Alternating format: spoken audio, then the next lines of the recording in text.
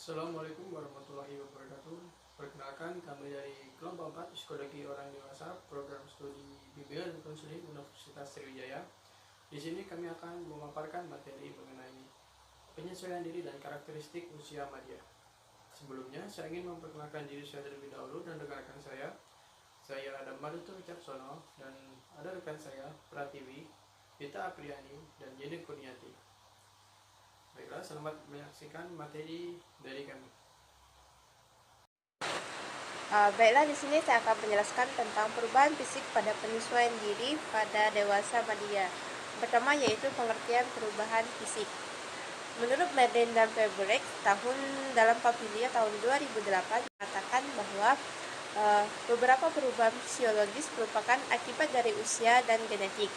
Faktor perilaku dan gaya hidup yang dimulai dari masa muda dapat mempengaruhi kecenderungan penentuan waktu dan luas dan perubahan fisik. Selanjutnya yaitu karakteristik perubahan fisik atau ciri-ciri perubahan fisik. Yang pertama adalah kinerja sensorik dan psikomotor. Orang dewasa mulai kehilangan sensitivitas sentuhan setelah usia 45 tahun. Yang kedua yaitu perubahan struktur dan sistematis. Perubahan fisik berkaitan dengan daerah tingkat pergantian yang melambat, rambut tampak semakin tipis dan keabu-abuan. Seiring dengan menurunnya reproduksi melanin yang merupakan agen pigmen. Yang ketiga yaitu seksual dan kinerja reproduksi.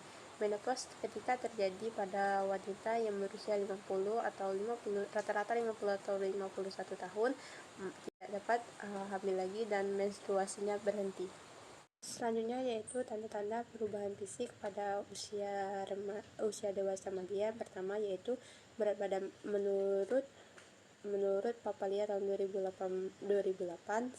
Berat badan bertambah, 2. Berkurangnya rambut dan beruban, 3. Tubuh menjadi gemuk, 4. Perubahan pada kulit, 5. Perubahan pada otot. Penyesuaian diri terhadap perubahan fisik salah satu dari sekian banyak penyesuaian yang sulit pria dan wanita berusia madya adalah mengubah penampilan mereka. Harus benar-benar menyadari bahwa fisiknya sudah tidak mampu berfungsi sama seperti sedia kala pada saat mereka kuat. Baiklah, di sini saya akan menjelaskan materi tentang penyesuaian sosial. Penyesuaian sosial dapat diartikan sebagai kemampuan dan keberhasilan penyesuaian individu dalam berinteraksi dengan orang lain dalam situasi-situasi tertentu secara efektif dan sehat. Di dalam ini juga terdapat faktor-faktor yang mempengaruhi penyesuaian sosial.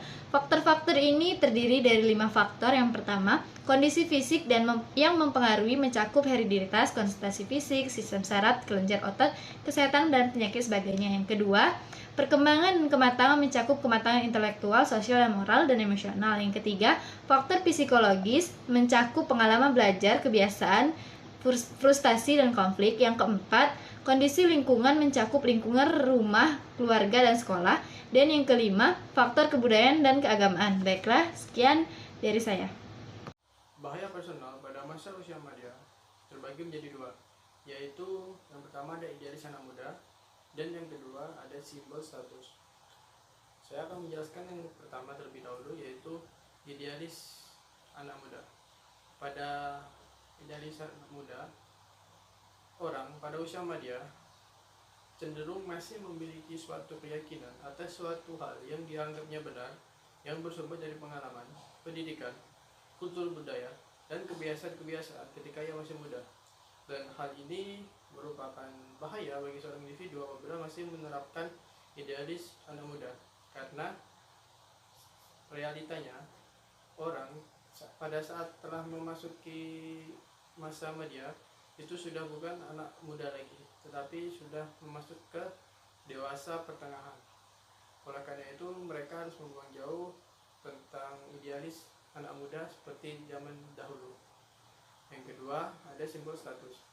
Pada simbol status ini, pada usia individu pada usia madya suka berpikir dan mawas diri sebagai generasi yang berpikir, yaitu kelompok yang memiliki kekuatan dan kekuasaan paling besar.